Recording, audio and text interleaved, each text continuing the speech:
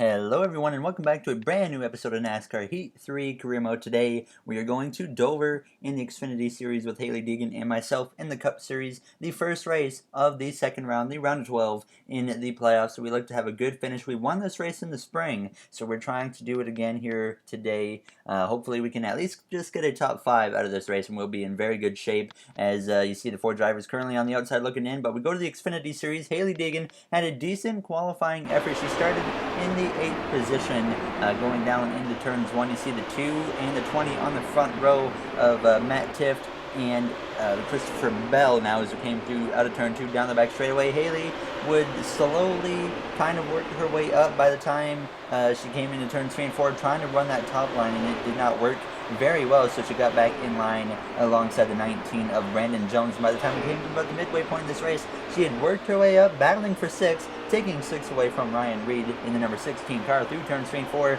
Now as she battles side by side with him down the front straightaway, she would get clear of him and pull away from him by the time she came to the final lap of this race. Still in the 6th position behind 5th place of Justin Allgaier. Matt Tifft was in command as he was trying to win this race as they came out of turn 2 down the back straightaway for the final time here in Dover for the Xfinity Series. As we go down into turn 3, Hailie tries to make a move to the outside of the 7 of Allgaier, but unable to do so as we come through turns 4. Hailie Deegan would come through to get a 6th place finish, which is exactly what we need to have finishes like this if Hailie wants to advance into the round of 4. She has now advanced into the round of 8, obviously, with this finish. This was the cutoff race for the first round of the playoffs in the Xfinity Series. There are your 4 drivers out.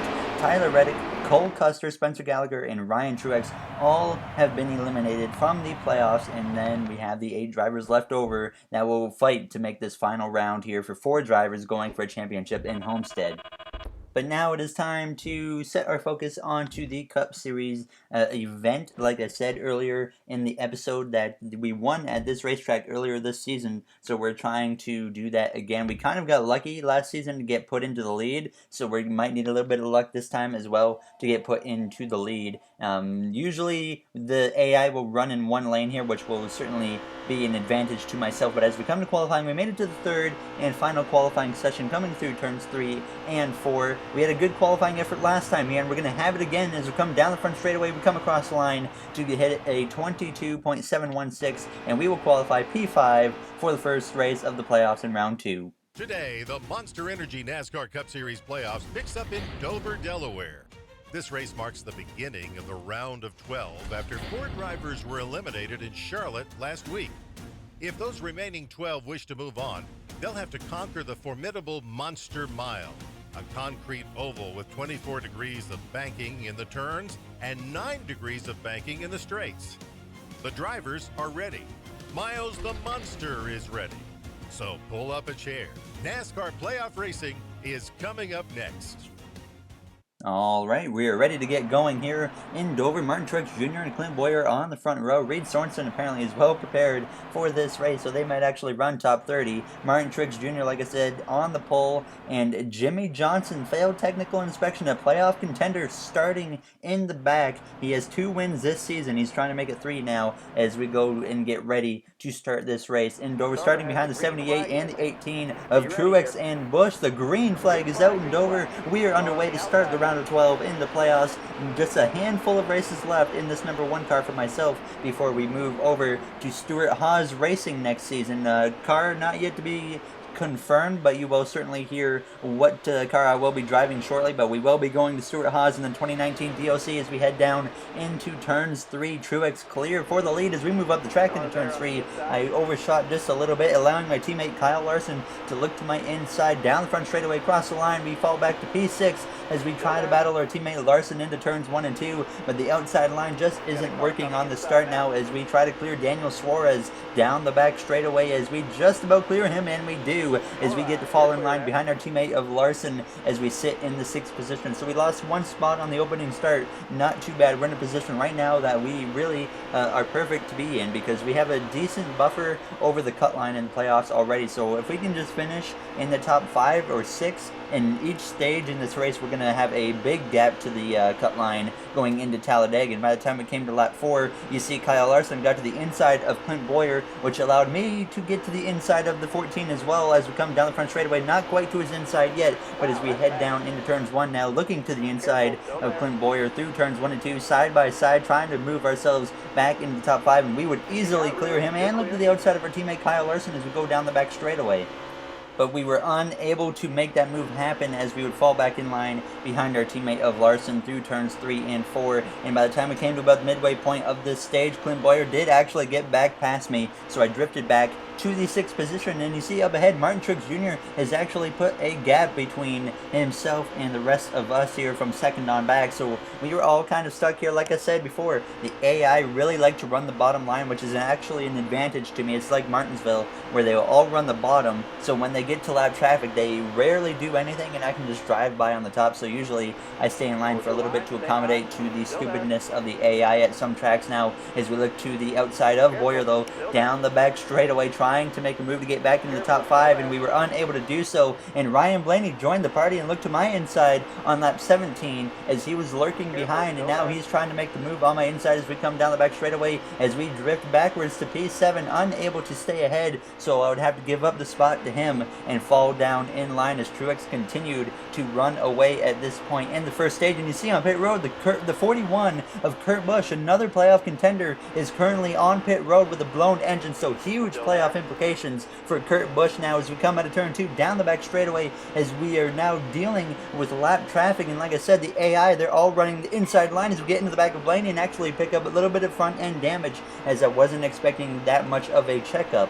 But as we come across the line, it is 2 laps to go in the first stage, and Martin Truex Jr., I believe, is just up here now as he has stayed in line behind the lap car, and I decide we're going to jump up to that top line on and through turns 1 and 2, now on the straightaway as we try to stay up to the right of these cars as we head down into turns 3, trying to gain as many positions as we can before the stage is over. There you see the leader, Truex, stuck behind the 51 of Harrison Rhodes as we come down across the line. The white flag in stage 1 is out as we try to get whatever points we can, because these points could be very important in the long run when we go to Kansas to decide the round of 8 now, as we come down the back straightaway side by side with the 14 of Boyer, trying to gain as many positions as I can before the stage ends, now side by side with our teammate of Kyle Larson in the number 42 Credit One Bank car as we come out of turn 4. Truex will hang on to win the stage behind lap traffic, and we will come through to get P4 in the first stage. So we really stole a couple positions right at the end. We should have been 7th, but we got 4th out of it, so certainly a very good effort for myself to get those points, and we would come to pit road and lose 3 spots due to the repairs that we needed to do to the car, but that would restart me on the inside line, so I wasn't too disappointed as we get ready to start the second stage. The green flag is back out. Truex with a playoff point, which could be very important for him in the next round as he tries to defend his championship from our last season, as he is now 2-time champion as we head down through turns 1 and 2 side by side with the 9 of the Chase Elliott in the number 9 Napa car as we come down the back straightaway on the left rear. Ryan Blaney he gets clear of me going down into turn 3, and I decide, you know what, we'll let him in because it's a little early to be doing anything too aggressive, so I let him get in line in front of me as he would move past our teammate Kyle Larson as we came across the line right on his bumper, as Truex leads over second place Kevin Harvick as we look to the inside of our teammate now of Kyle Larson as we exit turn 2. Boyer moves up into P3 as we try to look to the inside of the 12 as we are side by side with the 18 of Kyle Busch, now clearing him into turn 3, so we've worked our way back into the top 5 as our teammate Kyle Larson is going to follow through as well. Ryan Blaney, he's obviously been running very well in the playoffs so far, and unfortunately he missed the playoffs due to a few upset winners, so he could have been really a true contender as we look to his inside now out of turn 2, having to get out of the throttle for a brief moment, allowing him to stay clear, but he really truly could have been a contender in this playoffs if we wouldn't have, say, Bubba Wallace win at Daytona or Ricky Stenhouse Jr. win at ISM Raceway, but unfortunately upset winners sometimes happen and kick drivers worthy of being in the playoffs out, and that's where Ryan Blaney finds himself right now as we come through turns 3 and 4 as he's looking for next season. Maybe he'll win himself into the playoffs. And Blaney did get back past me by the time we came to lap 11 as we have a spin, and it's Greg Goning in the number 23 in turns 1 and 2 as we have a big hit for him on the outside wall, and that would end up bringing out the caution, obviously, as we would be lined up for a P5 starting position on the restart. And we will be starting behind the 14 of Boyer and the 78 of Truex, who's on the front row, alongside Kevin Harvick. And the green flag is back out. We are underway once again here in Dover with our teammate of Kyle Larson on my right-hand side. And as we head down towards turn 1 and trying to use that inside line to our advantage, but Harvick on that outside line, staying pretty even with Truex into turn 1, but now Truex out of turn 2 is going to edge ahead of the 4 of Harvick and get clear as we head down the back straightaway into turn 3, looking to the inside of Ryan Blaney, trying to maybe even move into the top 4 or top 3 here using that inside line as we do look to the inside of the 4 of Kevin Harvick, the 2014 Cup Series champion, as we head down into turns 1, side by side with him, trying to edge out in front as he's going to certainly put up a fight as we try to get clear down the back straightaway. Truex in command over Clint Bowyer right now as we're still fighting with Harvick into turns 3, but we finally do edge out in front of him, and through turns 4 we clear the 4 of Kevin Harvick now as we come through to cross the line to hit just 11 laps to go in this second stage now as we get back in on the bottom as Ryan Blaney has followed through to get up to P4, and our teammate Kyle Larson behind us battles with Kevin Harvick to try and take the 5th position away from him as we go down into turn 3, just being protected right now that inside. We're in a good position, and I know if I go to the outside I'm only going to lose positions, so I didn't want to make a move too risky as we came across the line to hit 10 to go in this second stage. Certainly not a lot of time left to finish out this stage as Truex looks like he's in command right now as we come down the back straightaway. But we would end up losing a position or 2 positions to Blaney and our teammate of Kyle Larson as I got just moved up a little bit too high. By the time it came to 3 to go in this second stage, still in the top 5, even with this finish in the stage or in the second stage, we're still going to get a bunch of points, which will put me comfortably above the cut line no matter what. So I wasn't too disappointed right now as we come through turns 3 and 4. We're actually coming up on a lap car of, I believe, Trevor Bayne, who was on pit road earlier in this race for a blown engine as we have just 2 laps to go in the stage, and we're certainly catching him pretty quick now through turns 1 and 2 as my tires are starting to go away a little bit, which could be a problem on the long run in the final stage if we don't get a caution. Now Truex has caught the back of the 6 of Trevor Bayne and is certainly going to slow him up as we come out of turn 4, starting to close in on these guys, and immediately I jump up to the outside of our teammate Larson as we take the white flag in the second stage. We might be able to steal a stage victory from Martin Truex Jr. if we can just get up alongside now as we come out of turn 2 down the back straightaway for the final time in the second stage alongside the 14 of Clint Bowyer as we go down into turn 3, sitting in P2, battling for P2 as we come through turns 3 and 4.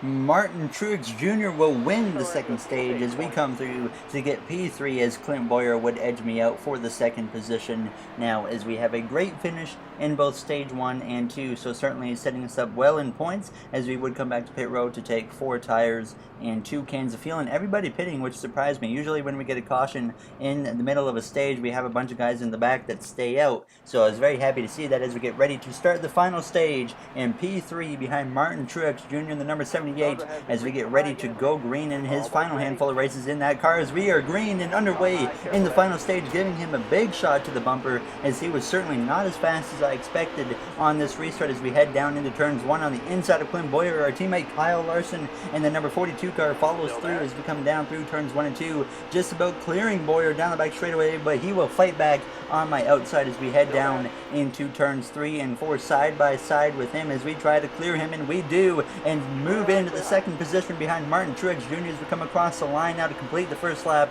in the stage as we head down into turns 1 as our teammate Kyle Larson battles side by side with the 14 of Bowyer trying to take P3 away as we exit turn 2, losing a bit of ground to the 78 of Truex now as we head down towards this third turn. Certainly not a ton of laps in this final stage, but it is a decent amount of time to try and take this lead from Truex, but the problem is we need to make the pass on the inside. If we try to go on the outside it's not going to work, and we could give up spots to, say, our teammate Kyle Larson or drivers behind him as well.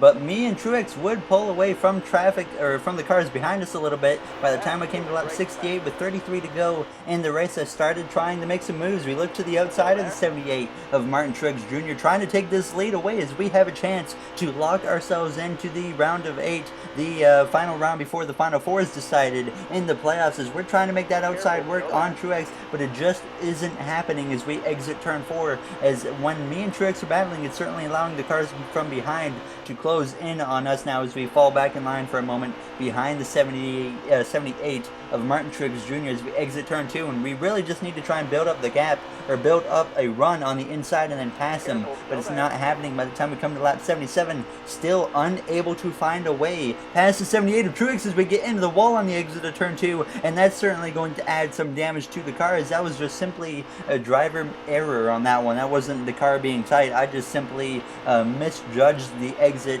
of my corner, and that certainly builds up a gap between myself and Truex, but we still have a car fast enough to run him down. But I immediately felt it, that the car was tighter than it was before, and the problem with that is the older these tires get, I'm going to get even tighter in this race, and we still have over 20 laps to go, so I knew that that's certainly going to be a factor at some point before this thing is over. But we would run the 78 back down by the time it came to lap 80. Our teammate Kyle Larson in the number 42 still sits P3 as we are trying to retake the lead from Truex before we run out of time, because like I said, these tires are going to fall off and we're not going to be the fastest car on the track, and I truly believe at this point we were the fastest car on the track, but this is a track where you can easily run down the leader, but you got to find a way past him. By the time we came to lap 87, Truex now stuck behind a lapped car, the same lapped car that held him up in stage 2, and this gives me an opportunity to look to his outside, but as soon as I do that, he actually looks to the inside of Harrison Rhodes and gets to his inside to pass him, so I had to fall back in line as Blaney looks to the inside of our teammate of Larson, and he would gain the position on him and move into P3 as I got a little bit loose on the exit of the corner and just about hit the wall now as we have 13 laps to go in this race, and I drifted up the track, allowing the 12 of Ryan Blaney to get to my inside. I tried to close the door but unable to do so, as we would end up giving up a position to him as we head down into turn 3 as we make contact with the 12 of Blaney, and that allows the 14 as well of Clint Boyer to look to my inside as we exit turn 4 down the straightaway with just 12 laps to go in this race.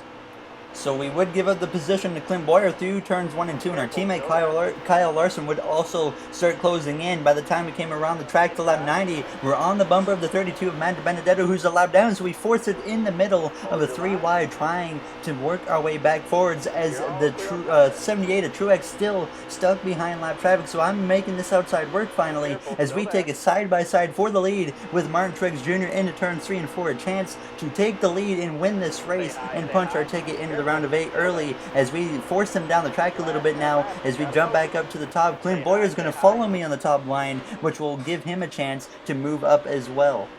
And as we go down the back straightaway into turn 3, we have taken the lead from Martin Truex Jr. as Boyer follows through, and we would actually pull away and get ahead of this lap traffic, but so would Clint Boyer as we come to 4 to go in this race. And this was the point that the tires started to fall off. You see my right front tire is at 35% down the back straightaway, and Boyer was closing quick as we try to hang on to the win as we finished second in the last episode at the Charlotte Roval, and we don't want to finish second again. We want to win and get into the next round as we hit the wall out of turn 4 as we go down towards turn 3 with just 3 laps to go in this race.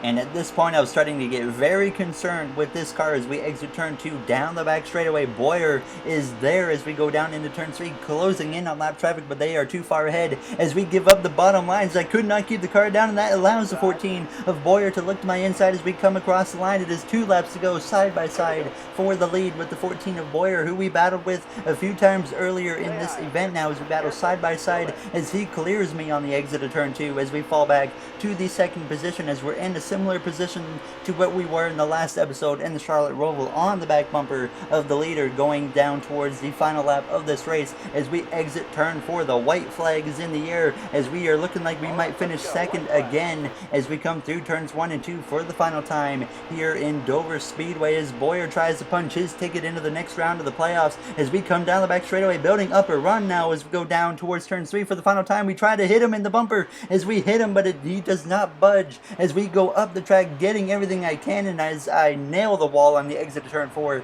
trying to gain whatever ground I could, we would come through to finish once again in the second position in Dover.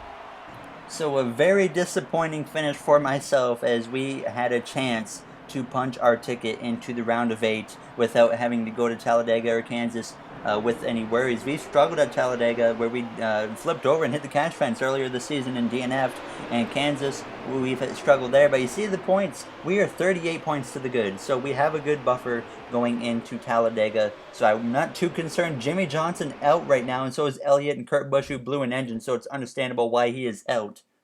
So unfortunately, we just could not get the win with another second place finish. A few playoff implications for Kurt Busch. Ryan Blaney not happy with me. We do apologize to him, but we're going to go into Talladega in the next episode. No Xfinity race, as we do get one more view or contract thing we can get. But like I said, we will be going to Stewart Haas Racing in the next season in the 2019 DLC. I can't say what car yet, but if you guys enjoyed this video, make sure to comment, like, and subscribe. Those would all be incredibly, incredibly appreciated. And I'd like to thank you all for taking the time out of your day to watch one of my videos. And there you see the playoff grids going into the next episode, as we are 38 to the good since Hamlin's the first car 3 out. So really, realistically, even Kurt Busch can still point his way in. So we'll see what we can do in the next episode. Maybe we can win Talladega somehow. But I'll see you guys in the next one. Thank you for watching, everybody, and have yourselves a great day. And I'll see you guys in the next episode at Talladega.